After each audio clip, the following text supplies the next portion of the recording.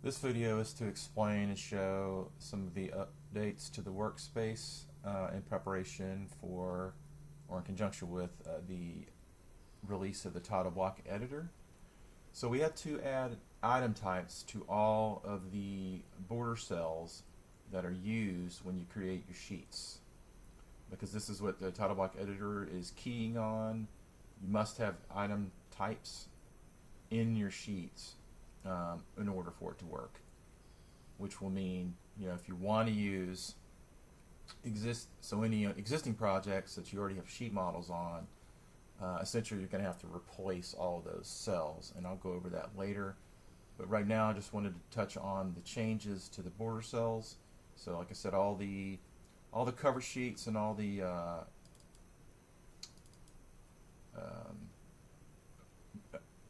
G plan, every single one of these border cells has been touched and edited to add item types to it. The new G plan, it looks very plain. This is all that's in the file.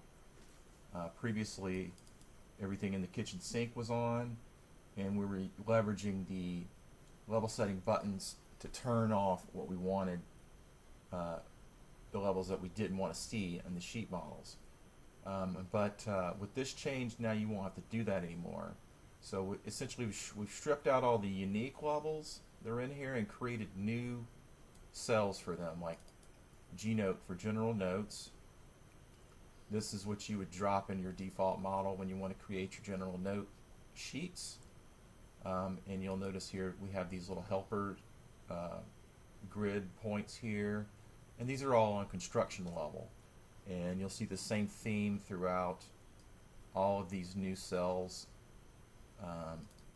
So there's this index area. There is quantities on amendment, quantities on construction, revision summary, summary of quantities. So here again is the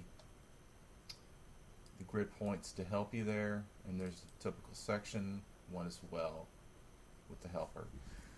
So the way you utilize this with the name boundary, so if you wanted, say you knew you were going to need 2 or we'll say 3 typical section sheets, so what you would do is you would in your section 5 DGN file, you would in the default model drop 1 cell, and then you would drop 2 more next to it,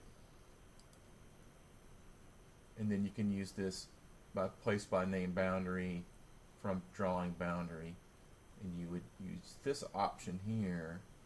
And depending on whether you prefer your sheets to go left to right or bottom to top is how you would use the rows and columns here. So if you wanted to do everything in a single row, which is what I prefer, I would just do 1 row, and here if I wanted 3 sheets, I would say 3 columns, and then I would drop 3 of these cells, 1, 2, 3, next to each other, and I like to just drop them right on top of each other with no gaps, and then you just leave these values 0, and then when you go in and you click here, it's going to automatically generate 3 named boundaries.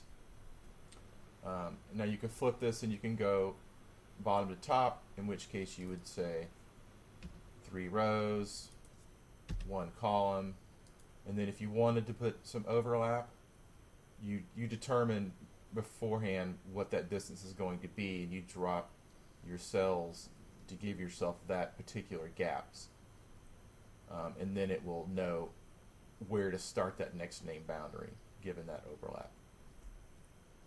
If you do that, it's going to drop this cell on the sheet model for you automatically. So what we've done in the sheet seeds is that we have added legends and scale bars.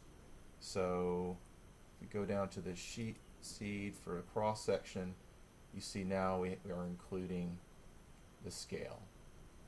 So now when you create new sheets, once the workspace has been updated, it will include this. So you will no longer have to add scale bars or scales to your plan sheets. This has been done in Profile as well, but the Profiles sheets are in a different file, so I can't show you those offhand.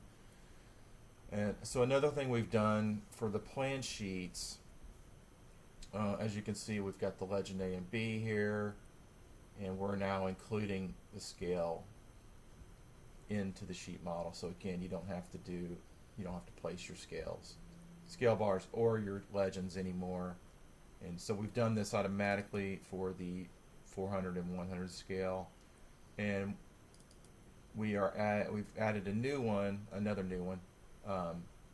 Essentially made the original one a no scale bar option, so this will cover any scales other than 40 and 100.